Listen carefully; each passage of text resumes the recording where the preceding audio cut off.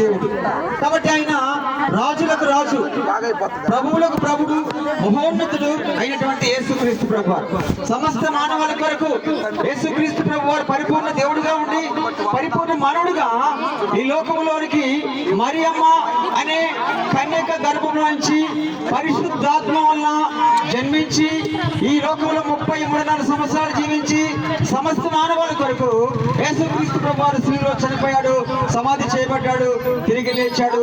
ఆయన నిజమైన దేవుడు. చనిపోయిన వాడు దేవుడు కాదు, కానీ తిరిగి లేచిన వాడు దేవుడు. నీ కొరకు నా కొరకు ప్రాణం పెట్టిన వాడు దేవుడు, రక్తం చిందించిన వాడు దేవుడు. అదే విధంగా సమాధి చేయబడ్డాడు, తిరిగి లేచాడు. పిల్లరా గమనించండి, ఈ రోజుకి కూడా మరి యెరూషలేము ప్రాంతంలో మనం చూడగలిగితే యేసుక్రీస్తు ప్రభు యొక్క సమాధి ఖాళీగా ఉంది. ఖాళీగా ఉందంటే ఆయన తిరిగి లేచి ఉన్నాడు. ఆ సమాధిలోకి వెళ్తే మరి అక్కడ యేసుక్రీస్తు వారు ఇక్కడ తిరిగి లేచి ఉన్నాడని రాయబడి ఉంటుందంట. కాబట్టి గమనించండి, యేసుక్రీస్తు ప్రభు వారు ఆయన తిరిగి లేచాడు కాబట్టి, యేసుక్రీస్తు ప్రభు తిరిగి లేచాడు కాబట్టి మేము కూడా ఆయన నిజమైన దేవుడు అని నమ్ముతున్నాం. మేము కూడా ఆయన నిజమైన దేవుడు నమ్ముతున్నాం.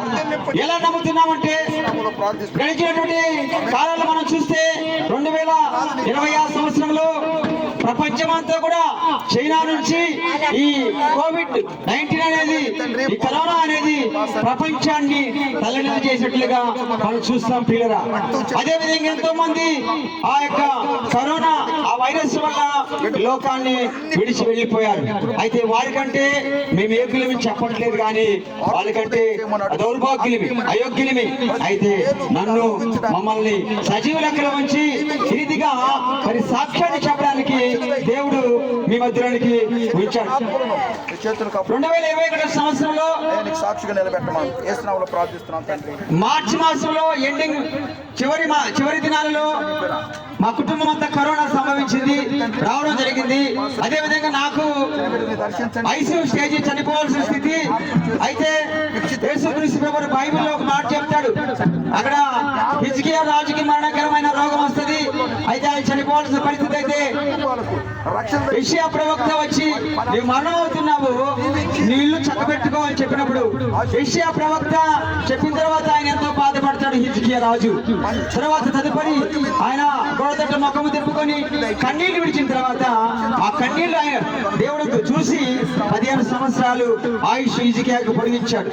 అదే మాటని నేను కూడా ఐసీయూలో గుంటూరు సురక్ష కార్పొరేట్ హాస్పిటల్లో ఎవరు లేనటువంటి పరిస్థితుల్లో యేసుక్రీస్తు ప్రభువుని ఒకే మాట అడిగాను, ప్రభువా హిజ్కియాను బ్రతికించావు, నన్ను కూడా బ్రతికించాను. కన్నీటితో నేను మనసు అనుకున్నానండి. ఈ రీతిగా మైకుల్లో నేను చెప్పలేదు, కానీ మనసులో అనుకున్నా. అయితే దేవుడు నన్ను నా యేసుక్రీస్తు ప్రభువు సజీవుడు కనుక, మరణానికి గెలిచి తిరిగి లేచి దేవుడు కనుక నన్ను పేరు పెట్టి పిలిచాడండి. సైమాన్ అని పేరు పెట్టి పిలిచాడు. అయితే లక్షలు ఖర్చు అయినా కానీ లక్షలను బ్రతికించలేదు, డాక్టర్స్ నన్ను బ్రతికించలేదు, కానీ నా దేవుని మాట, నా యేసుక్రీస్తు ప్రభు యొక్క మాట జీవమగలది. ఆయన మాట బ్రతికిస్తుంది. ఆయన మాట, యేసుక్రీస్తు ప్రభు యొక్క మాట జీవింపచేస్తుంది. అదే విధంగా నన్ను బ్రతికించిందండి. ఆ యొక్క దేవుని మాట, యేసుక్రీస్తు యొక్క మాట నన్ను బ్రతికించింది. నా కుటుంబంలో నా భార్య, నా బిడ్డల్ని నన్ను బ్రతికించి ఈరోజు సజీవులు ఎక్కడ ఉన్నామంటే కేవలము ఆ యేసుక్రీస్తు ప్రభు యొక్క కృప. డాక్టర్స్ అన్నారు, నువ్వు యవనస్తుడు కదా, నీకున్న శక్తిని బట్టి నువ్వు బ్రతికావా అన్నాడు. నో నో, కాదు కాదు కాదు, ఆ యేసుక్రీస్తు ప్రభు యొక్క కృప. కాబట్టి గమనించండి, నేను శరీర స్వస్థత గురించి చెప్తున్నాను. శరీర సంబంధమైన ఏ వ్యాధి దేవుడు బాగు చేస్తాడు. ఒక దినాలలో నేను అనేకమైన దయ్యముల చేత బాధపడుచున్నప్పుడు కూడా దేవుడు నన్ను స్వస్థపరిచాడు. ఎన్నో సమస్యల నుంచి దేవుడు నన్ను కాపాడాడు. అదే విధంగా ఆత్మీయ స్వస్థత దేవుడు ఇచ్చాడు. గమనించిన పిల్లరా, ఈ లోకంలో నీకు నాకు దేవుని చిత్రంలో ఏది అవసరమో అది ఖచ్చితంగా ఇస్తాడు. అదే విధంగా ఆత్మీయ స్వస్థత కావాలి. ఆత్మ పరలోక రాజ్యంలో ఉండాలంటే యేసుక్రీస్తు ప్రభు నమ్మాలి. యేసుక్రీస్తు ప్రభు నా దేవుడు, నా రక్షకుడు, నా కొరకు సిలువలో చనిపోయాడు, సమాధి చేయబడ్డాడు, తిరిగి లేచాడు కనుక ఆయన నా దేవుడు నువ్వు నమ్మితే ఇప్పుడే నీ జీవితంలో గొప్ప కార్యాలు ఆయన చేస్తాడండి. ఈ లోకంలోనే కాదు కానీ ఒక దినాన బంగారు వీధుల్లో మనం నడుస్తూ ఉంటాం. చాలా మంది బంగారు లేదని దిగులు పడతా ఉంటారు. అయ్యో నా వంటి మీద బంగారు లేదే, నాకు రింగు లేదు, ఉంగరాలు లేవే, చైన్లు లేవని బాధపడతారు. అయితే గమనించండి, ఒకవేళ లేకపోయినా పర్లా యేసు ప్రభువుని నమ్ముకొని ఒక దినాన ఈ లోకం విడిచిపెట్టిన తర్వాత బంగారు పైన నడుస్తాం. అంటే బంగారు వీధుల్లో ఈరోజు ఈ వీధులు అంతా సిమెంట్ వేస్తారు. సిమెంట్ మీద మనం నడుస్తూ ఉన్నాం. ఒక దినాన పరలోక రాజ్యంలో బంగారు వీధుల్లో మనం నడుస్తామని బైబిల్ వాక్యం సెలవిస్తా ఉంది ప్రియులరా. కాబట్టి బంగారం కంటే మిన్నైన దేవుడు యేసుక్రీస్తు ప్రభువారు ఈ లోకంలో కంటే ఈ లోకంలో ఏదైనా ఉండొచ్చు కానీ ఏది ఉన్నా యేసుక్రీస్తు ప్రభు లేకపోతే నిత్య రాజ్యాన్ని చేరలేడు, ప్రభువుని చేరలేడు. ఈ లోకం అశాశ్వతమైనదే, శాశ్వతమైనది కాదు అనే విషయాన్ని మనకి జ్ఞాపకం చేసుకోవాలి. చాలా మంది అనుకుంటారు చనిపోతే తగ్గడే బిక్కిడి అనుకుంటారు. తగ్గడే ఉందండి, బిక్కిడి లేదు. తోక ముందు జడ్జిమెంట్ ఉందనే విషయాన్ని మనం జ్ఞాపకం చేసుకోవాలి. కాబట్టి అక్కడ తీర్పు అనేది ఉందనే విషయాన్ని జ్ఞాపకం చేసుకోవాలి. ఈ శరీరంలో ఈ ఆత్మ ప్రాణం ఉండగానే మనము యేసు ప్రభువుని నమ్ముకోవాలి. కాబట్టి ఎందుకు ఇంత ప్రయాసపడి మేము చెప్తున్నామంటే పిల్లరా, మాతో కూడా మీరు సంతోషంగా పరలోక రాజ్యంలో ఉండాలనే విషయం మేము చెప్తున్నాం. కాబట్టి గమనించండి, యేసుక్రీస్తు ప్రభువు గొప్ప దేవుడు, సర్వశక్తిమంతుడు, సర్వోన్నతుడు.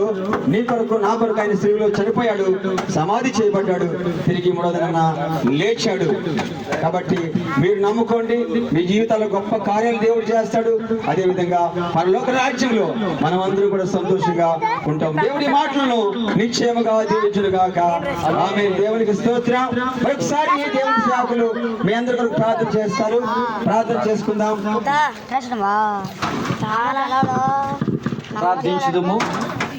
కృప కలిగిన తండ్రి, పరిశుద్ధుడా పరిశుద్ధుడా పరిశుద్ధుడని 1000 కోట్ల దేవదూతల చేత ఆరాధించబడుతున్న మా తండ్రి, ఆయన యొక్క సాయంకాలం సమయంలో ఇదో గూడూరు పక్కన ఉన్నటువంటి చెన్నూరు గ్రామంలో ఈ రీతిగా నాయన నీ ప్రజలకు నీ వాక్కును తెలియపరిచున్నాం. వారిని ఆధ్యాత్మికంగా, శారీరకంగా, మానసికంగా వారిని బలపరచమని ప్రార్థిస్తున్నాం.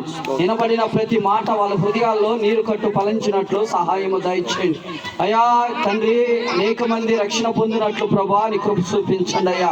వారి యొక్క హృదయాన్ని నాయన ప్రభా నీ యొక్క వైపు త్రిప్పి వారిని బలపరచమని ప్రార్థన చేస్తున్నాం. హృదయముతో నిన్ను ఆరాధించులాగా సహాయము దయచేయండి. ఆయనకు స్తోత్రాలు.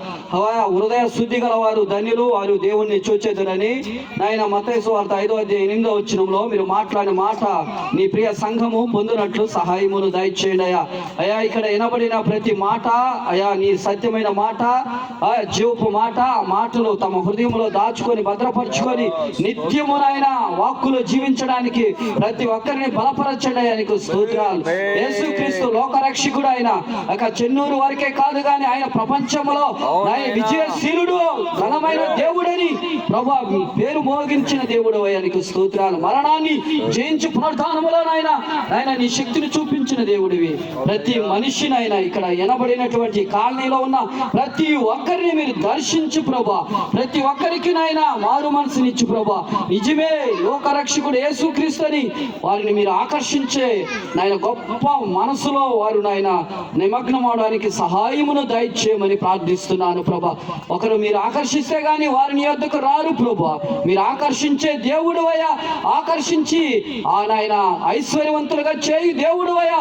నిత్యము నీ కృపలో భద్రపరిచే దేవుడు అయ్యా. అయ్యా ఈ సేవకుల ద్వారా మాట్లాడిన మాటలు నాయన నీరు కొట్టు ఫలించినట్లు సహాయమును దయచేయమని, ఇతబడిన వాక్యము నూరింతలుగా ఫలింపు చేయమని, నీ కృపలో నీ ప్రేమలో వర్ధిలింప చేయమని, ఇక నాయన సేవకులను సేవకురాలను మీరు దీవించమని, ఈ యొక్క నాయన స్వార్థ యాపనమును కొనసాగిస్తున్న పెద్దలను నాయన వారి కుటుంబాలను, వారి పరిచర్యను, వారి యొక్క కుటుంబాలు అన్నింటినీ కూడా మీరు ఆశీర్వదించమని, ఈ దినము నాయన ప్రారంభం నుంచి ముగింపు వరకు ఈ అధ్యక్షతలో జరిగించిన నాయన ప్రతి మాటను నాయన ప్రతి ఒక్కరు ఈనియుండగా ఎవరైనా అయితే విన్నారో వారందరి జీవితాల్లో నాయన వారిని ఆకర్షించమని సేవకులుగా మొరపెడుతున్నానయ్యా.